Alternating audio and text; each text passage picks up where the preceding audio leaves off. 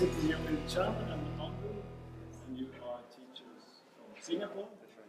Chan, can you please tell us which subjects you teach? I teach biology for the 17 and 18 years old.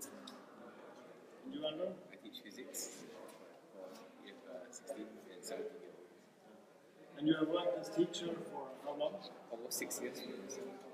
How about the same as well? 6 years. Yes. Yeah. Yeah. And I would like to talk to you a little about the PISA results. Yes. I think you've been here in Sweden now for this week, participating in the conference we have, the Wintercamp. It's ASEAN+3 for the gifted in science that are held in Nacka Gymnasium. So I think you have also visited some Swedish schools and met some Swedish teachers and students. But if we look at the PISA results, we can see that your country, Singapore, is very high in the ranking, number 2. And the PISA results are in reading and mathematics and science. What do you think? Why do you think your students perform so well in these? For mathematics, I would say that from young, when they're in primary school, there is a large emphasis on logical thinking. So some questions, especially to the older people in Singapore, they find them to be difficult.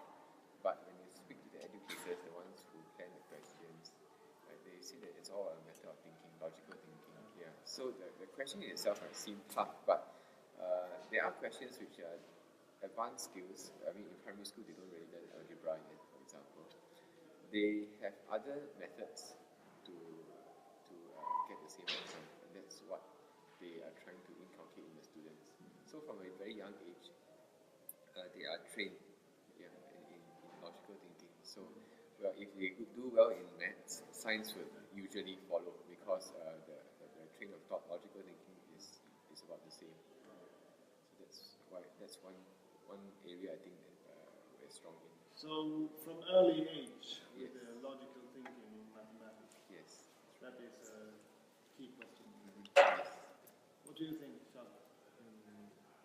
I think also to think a little bit further, we talk about, a lot of studies have shown about the importance of preschool studies. Yeah. Right? So I think in Singapore, with the emphasis of education, our students at least our parents actually push for early starts. Yeah, to get them trained or get them acquainted with reading and even problem solving. So I think that is why when they get to primary school, quite a number of them actually have a better grasp of the whole system, the subjects. But I will also say that it really depends on, it could depend on the socio-economic background of parents. In general, to get these good results, the PISA results are in, as we said, reading and mathematics and science, but we also have other subjects.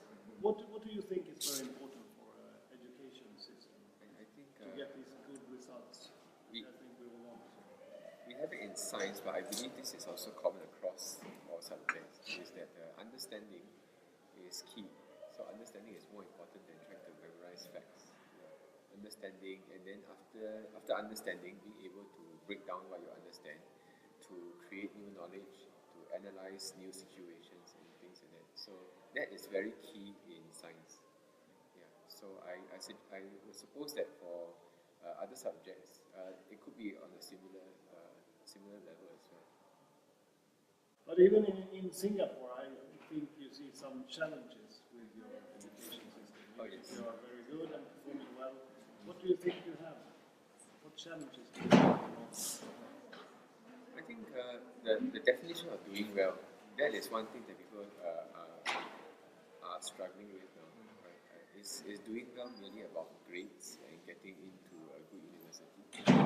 Because grades only measure one aspect of a child's development, but there are many areas, many other interests that are not taught in school, that may not necessarily have appeared in a child at a younger age. These things are lost.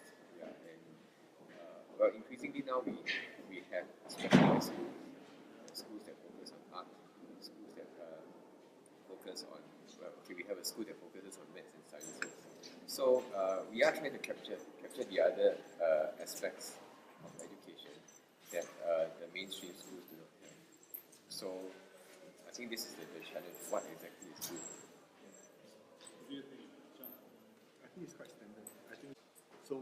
For example, like as with some new policy, for example, say moving away from grades, but the parents may not want that. So yeah, they wanted to continue with it because for them it is an a verification of what they've put in for the kids. The amount of investment could be, the amount of effort they help to bring up their kids, and kind of So for that. So, but gradually they're moving away. For example, now in the primary 1 and primary 2, that's the 7 and 8-year-old kids. They do away with that. They don't get grades. No, not now. Yeah. That's And you think that is a positive? I think so. Yeah.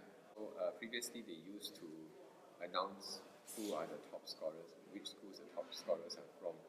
But about 1 or 2 years ago, the ministry decided that we will not announce this. We will not make it public. We will not go to the press. And parents are very uncomfortable because then they say, how do we know where our child stands? You know, there's always the comparison. But do you think this is a good thing? I think it's good. You don't want these official comparisons between schools and the grades. So you think it's good. Why is that to focus more on the learning? Or? I think that is one part of it. I mean, eventually parents are compare among themselves and get the scores. But the key thing is that if the government does not publicize it, then it shows that they are no longer there's some effect that they're no longer focused on it. Whereas if the government always publicize this and say, no, we want to congratulate these few who have done so well, then you know, okay, if the government does that, people should follow. Yeah. So when the government doesn't do it, then it kind of changes our direction, which I think is good. I'd also like to ask you a couple of questions about what you've seen this week here in Sweden. Okay. Yeah. If we start, I know you haven't seen so much, but on behalf of what you have seen, what do you think we can do to improve our teaching, learning? Do you have something you can say? I think we should focus on this. From what I gather, listening from yesterday's workshop, the panel speakers, and I spoke to a few of the student guides who are helping us, the system here is rather liberal in the sense that the students really do have quite a bit of autonomy or choice about what they want to do when they want to leave school. You know, I say like after I think it's like the 9th grade, they can leave school. So one of the students did tell me also that they feel that such autonomy there may be too much autonomy for students at a young age. So maybe if the autonomy could be pushed to a later age, it will help a little bit.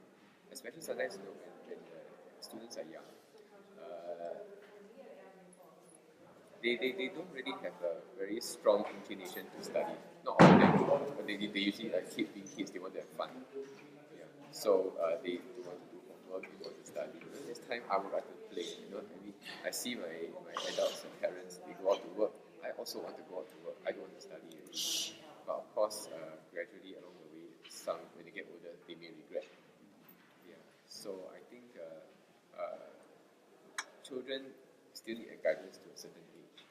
Yeah. As they grow up, we can give them more freedom of choice. But perhaps the age at which they get the more freedom of choice could be at an older age. What do you think, John? Is there anything you think that you have seen that has been interesting, that you can learn of, that you think is working very well here? I think the interesting thing is to see, the flip side of it, the freedom of choice, and how students do actually experiment on their own. Like we did the lesson observations in the class and see how, as I asked the teachers, right, so what do you teach before this? The teacher taught lessons that are related, that would lead up to the experiment, but there was no content that was directly related to the experiment that was taught beforehand. So students really do get a chance to discover for themselves. So I think that's positive. That's the positive thing. Yeah. But how much freedom to give the students, I think that is the one we need to control. So So in the sense that what we've seen in Sweden here is a lot more liberty than Singapore. So it's an eye-opener to see how it actually works out. And you think that can be a positive thing? It can be positive, yeah, and depends on how we control it. I also think that it really depends. I think different schools operate quite differently as well. So, because our Singapore school, we do have a lot of autonomy, right, depending on the student's capability. So, I do know of some school that is quite free-hand as well in Singapore. But like you said, sometimes too free, if you give up too much freedom, the student do have a lot of difficulty when it comes to scaffolding. Yeah, they really, it takes them much longer to actually get the concept. Well, for some students, having them, they do need a lot more scaffold than others. So I think yesterday I wasn't around for the game, so I missed out on quite a time for the discussion. But Closing Yeah. ceremony, just 50 minutes, and that is the closing ceremony for this conference. Yes. So I think I just want to thank you very much for coming. I really enjoyed you staying here, the discussions and workshops and so on. So thank you very much. thank you for having us. Thank you.